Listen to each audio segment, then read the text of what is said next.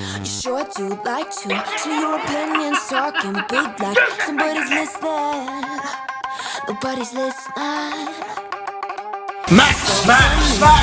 Oh! Hit the ignition. Now you listen. Hop up in the window. Smaller and smaller, you fade down. Hop up in the window.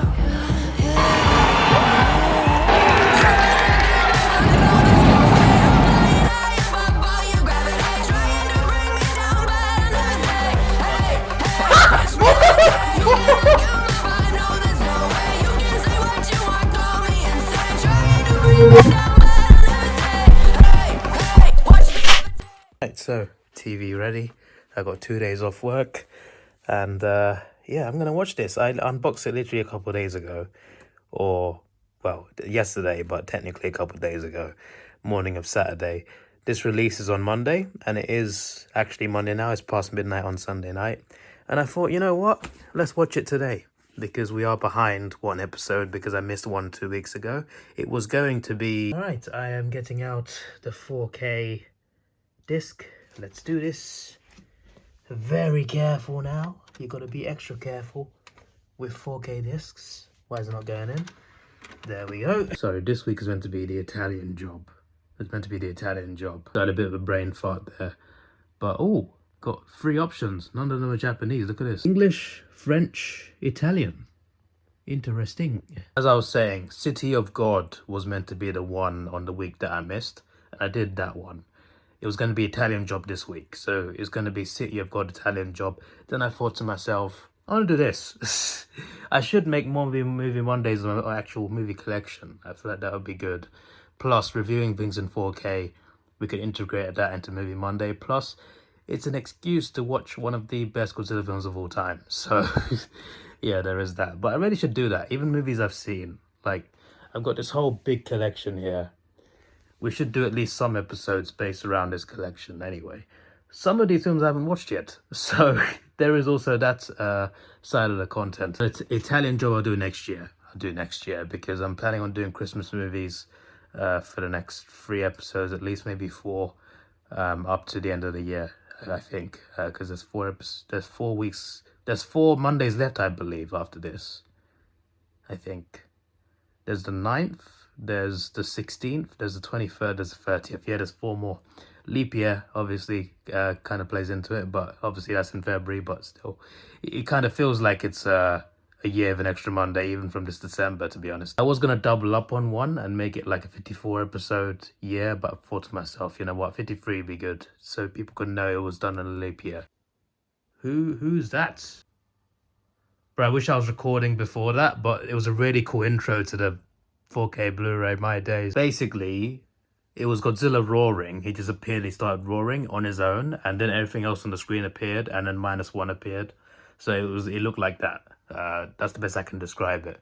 I'm not going to restart the disc just to show you, but just from this menu, it looks so clear and crisp.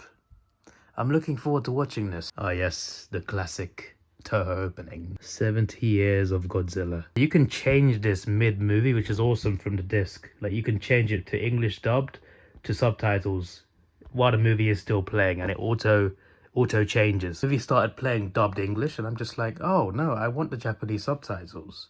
How do I change it? I managed to change it without the movie pausing. That's perfect. Absolutely perfect. I've also just realized that I'm filming this with my phone. I didn't mean to do that. I brought my camera that I always use to record Movie Monday to do that. And now, you know what, I'll just do it on my phone. Screw it, it's fine. I've just seen the sequence where Godzilla first appears on that island, and then it's the morning after now where the pilot wakes up. I gotta say, this movie sounds incredible. The sound design is so good. Not just for Godzilla, but generally, like, the sound effects are really good. I'm just like, this is really, I've not even got it on that higher volume, and it is in my ears like crazy. It is. They got the sound right, and it visually looks great as well. Godzilla looks brilliant visually. I'm looking forward to seeing other Godzilla scenes, especially that ship scene later on, that warship scene. That's going to look incredible in 4K. But yeah, at nighttime, he looks pretty crazy. It's amazing what they achieved with such a low budget. They had very low budget for this, very low budget, and yet it looks like a high budget film. It's incredible. They did an incredible job considering the budget they had. I just realized, and I forgot the character's name, but the main character of the film, he saw Godzilla on the island, right? And he went back to Tokyo, back to his home. His parents obviously died. His neighbor's kids died. His neighbor's very angry. So he's been living his life with Noriko Akiko, a woman and a child that he randomly came across. He now cares for them. The child is not even the woman's child biologically. And there's the angry neighbor. Not one mention of Godzilla. He didn't mention the fact that he saw this crazy creature on this island to anybody. Like, he'd mentioned the war, whatever, but he didn't mention Godzilla. And I'm just like, how come he didn't mention Godzilla at all to anybody? Surely that'd be like a serious thing to warn people about, in case it comes to Tokyo. I love the scene where they're talking about the Takao, the big warship coming from Singapore. It's being returned to us so we can take on this creature. And they're talking about how this thing's unstoppable and crazy. But I remember that scene where Godzilla just absolutely destroyed it. So I look forward to seeing that particular scene. The 4K is good, by the way. It's crisp, it's clean. This is just me referring to the movie in general, because we've not seen Godzilla since the opening scene. But yeah, the visuals are nice, and it looks like they've done a good job with the 4K version of it so far. The audio definitely checks out, but yeah, the visuals look nice too. This is good 4K. It is good 4K. It looks brilliant on this TV. And this TV, I don't even like change settings. Like, I still got it on like default settings. 4K film looks incredible on this television. My days. It would look even better if I turned the lights off. But then if I did this, then how could you see me? I prefer to watch it with the lights off, but video is a video. Sometimes you see me in the reflection of the TV because it's that type of screen. Here he comes, the big boy. Can't stop it, my friend. That can't stop it. Insane. And that's like that. The Takao is gone. Yeah, I tell you what, even in daytime, Godzilla looks incredible in 4K. Oh my days. I started recording at the wrong time, like literally like a second or two too late. Because you see the ship and then you see how instantly it gets destroyed. When I pressed record, it was already like exploding. But it was just insane how quickly he destroyed that ship. I mean, he is Godzilla after all.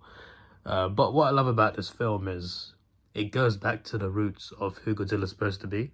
The reason why this thing was created in the first place, for a story. And on top of that, they brought in some incredible human characters. And when Godzilla's not there, they carry the film. And that's like a big issue with a lot of Godzilla films, especially the American ones. When Godzilla's not there, the human characters don't carry the film well enough. In this one, they do. They do more than that. They build an incredible story. It's great acting, great directing. And yeah, it's just amazing storytelling. And the characters are so compelling and interesting, you know? So you see Godzilla do Godzilla things, but when he's not there, it's still a great film. So, and that's why it's one of the best of all, for me, it's one of the best of all time. Some people would say it is the best Godzilla movie of all time. And I completely understand why. It is an incredible piece of cinema. It's brilliant. This scene is emotional, man. It's so emotional. Damn, man. Some of these scenes really pull at your heartstrings. And I'm watching this for the third time. And it still gets me. Yes, it is. They had such a low budget for this. And it looks that good. What an achievement.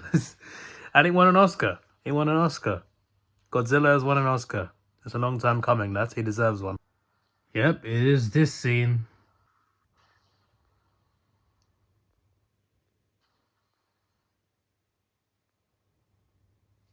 That scene right there. The shock of seeing that scene when I watched it at the cinema for the first time. I was just, I couldn't believe my eyes. I'm just like, she really just saved him like that. She sacrificed herself for him just like that. Bloody crazy, man. And Godzilla with the atomic breath, that was terrifying. Like, it really showed how destructive he could be. The way he blasted that breath and the way it decimated buildings like it was nothing. Insanity. Absolute insanity. What a scene. But the fact that she saved him as well, that scene really shook me so hard, man. It shook me so hard. And it shook a lot of people. I actually, like, there's a lot of reactions to this film now online on YouTube. And I watch them. I watch quite a few of them. I'm just like, in fact, there's a channel that shows compilations of people that react to films. And there's one video that shows a compilation of people reacting to that particular scene. And they were all as shocked as I was. Maybe not as much, maybe a little more. But they were all shocked is the point. Crazy scene. Incredible scene. Like, this was so well done, man. This storyline, that director, he deserves all the flowers. And the fact that he got approved for a sequel, yeah, I'm here for it. I'm here for it. What's also emotional is the kid, the little girl, because obviously she lost her parents. She was orphaned by air raids, and she was adopted by Noriko. So yeah, Akiko's the kid, yeah. Noriko had basically picked her up and looked after her. But Noriko also had nowhere to go either. So they both ended up at his house, the main character's house. I keep forgetting his name. I know it starts with an S. I don't know, it's long. And I keep forgetting it. It's actually an easy name to say when you actually hear it. But yeah, like, after she dies, like, Noriko's like, where's mommy? And they say she had to go away for a little while and she starts crying. And it's like, even though they're not really her parents, they're the only parents that she knows. So she's like, where's mommy or dad, to the main character. Sorry, I keep forgetting his name. And he doesn't even want to be her dad. And it's just really heartbreaking for the kid because one parent's no longer there and the other parent doesn't really want to be her parent. So that's just like, that's really deep as well on another level. Like, she could grow up to find all this stuff out. But of course, there is a part of the end where you find out that Akiko's the kid. Noriko's not really dead. She actually survived in the end, which is great. But at this point in the film, all of us, the audience, think she's dead. So at this point in the film, it's really heartbreaking because neither of her parents are really there. Like, one's still alive, but doesn't really want to be her dad. It's a tough life. It's a very tough life. Skishima, that's his name, Skishima. See, it's easy to remember. It's like it's quite long. Once you know how to pronounce it, once you have a character say it, it's easy to pronounce. And yet I keep forgetting his name. In 5 minutes, I guarantee I forget his name. His speech right here is on point. Another part that makes you feel bad for the kid, right? Obviously, the main character, yes, I forgot his name again. A kamikaze pilot who backed out of being a kamikaze pilot. He decided not to do it. When Godzilla first came to the island, killed lots of men. He had the opportunity to shoot it. He wouldn't have killed him anyway, but the point is, he froze up and he didn't shoot, and a lot of people died. So, yeah, he is the guy that backs out. But he wants a fighter jet to be built so he can take his own. He could sacrifice himself to take down Godzilla, carry some bombs, because he dropped a mine into Godzilla's mouth earlier in the film and caused some damage. He's vulnerable from the inside, so he wants to fly a plane full of explosives into Godzilla's mouth. Meanwhile, the citizens have a plan to take Godzilla down as well. But yeah, the fact that this whole film here was a guy that was supposed to sacrifice himself and didn't do it on multiple occasions. Now he wants to do it, but this time he's going to leave behind a girl who just lost her mother as well. And all she'll have left is the neighbor that looks after her. And that's just gut-wrenching for her. Because she needs him, you know? And he's just going to go and do that. Obviously, things do change later on. But yeah, he finds the mechanic. So on that island where everyone died at the start of the film, there's one mechanic that survives. And this mechanic obviously was very angry at him and gave him photos of every man in their families that died to Godzilla. He then goes to find this mechanic to rebuild him the jet, the Shinzen. Was it called the Shinzen? Yeah, the Shinzen or something. They find a jet called the Shinzen, and he gets Tachibana to fix up this jet for him, load the bombs so he can go and do it. This Tachibana guy is very angry at him, obviously, for reasons for the death of all the other mechanics. But he agrees to help him because, well, he tells him that I'm gonna sacrifice myself for real this time. Skishima! I just heard his name again. I'm gonna forget, but I just heard his name again. I just remembered how weird the plane looks, because it looks like it's flying backwards. Look at it, it looks like it's flying backwards. I mean, obviously, they're meant to take the weight off it to make it more nimble, I'm pretty sure. That's why it looks like that. But it looks like half a plane. It looks like you got the nose, you got the wings. That's where the plane ends. And it just looks so funny. It's a very intriguing design. This looks so good on 4K, by the way. The way the atomic breath is done on this is so unique, man. It's done like a laser zap, like something out of Star Wars. Then it explodes like a nuke. It's insane. It might be the most OP atomic breath. To be fair, Godzilla Monsterverse is pretty OP as well. But this one's scarier. It just feels scarier. I just realized one of these ships is called Hibiki. Big fan of the Japanese name Hibiki. For Ultraman reasons, not Godzilla reasons. Two great things that come out of Japan. The civilian plan to take down Godzilla was to use the ships to sink him to the bottom of the ocean. Or like 1,500 meters, I think. Was it 15,000? I can't remember. As fast as possible. Which they succeeded in, but it didn't kill him. So plan B was to pull him back up as fast as possible. I can't remember the exact scientific reasons and terms, to be honest. But I'm pretty sure it's something to do with, you pull him up too fast, it's going to affect him. It would affect, like, a human. Swimming up too fast from the ocean, it would kill you, I'm pretty sure. So it's something similar to that.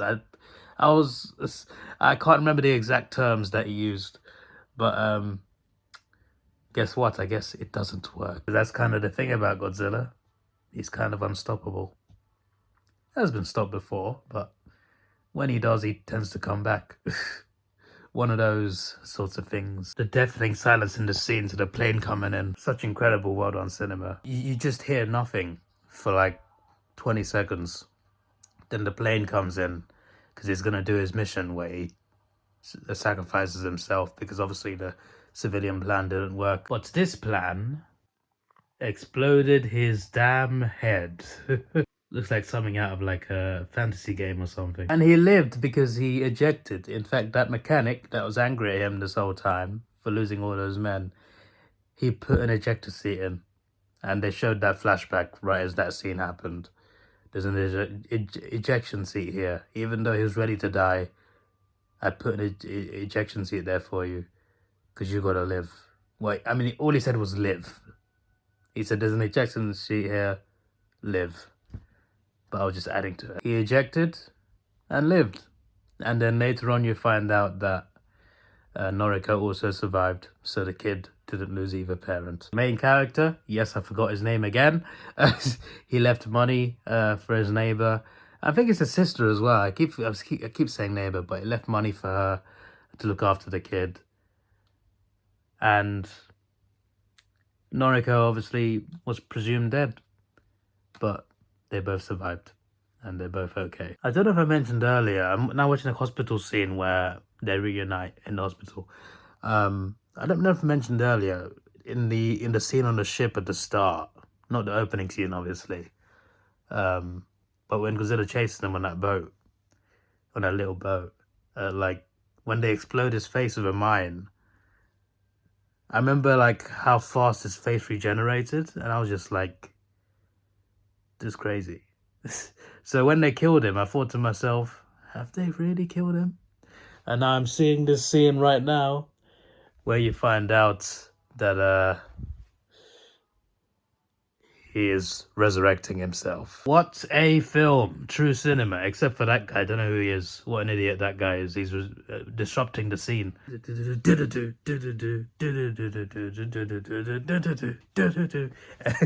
love the Godzilla theme, man. And it was used so well in this.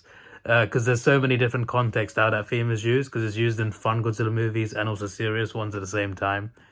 And it just works both ways. It's a brilliant theme song. Beautiful movie. Also, I have got minus color as well. It's unfortunately not in 4K, but minus color is something we can do an episode on. I have not seen this in black and white yet. I've seen it now 3 times. Seen it in the cinema, seen it online.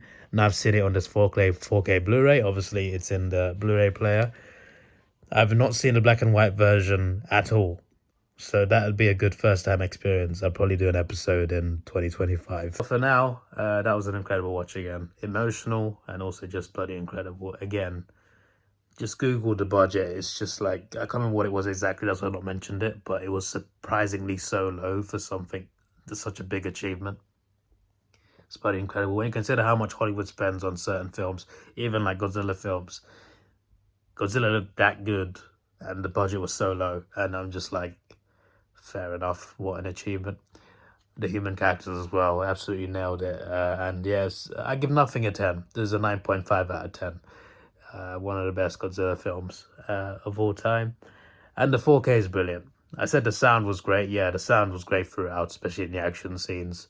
But visually, and not just Godzilla, but generally, visually it looks very nice. But obviously Godzilla himself and the atomic breath in 4K on this television, it looks bloody incredible. So, yeah, definitely worth buying on 4K, as Jeremy Johns might say. I mean, he'd say worth buying on Blu-ray. And that's also a review of the film, not a review of the picture quality. But still, the picture quality in this is bloody magnificent. So, yeah, there you go. That is it for this episode. 2 episodes today, of course. I got to upload it now because it's up today. Got to edit it first. I can't believe I recorded this on my phone, for flip's sake. This is your boy Davidoff. Please like, share, subscribe. Thanks for watching. Have a good day. And goodbye. Let's take it slow. Where you go, I go too. And if you hit the bottom, I'm going down with you. Let's take it slow. Who cares where we gotta be? You know you'll have a good time wherever you're with me. Let's take it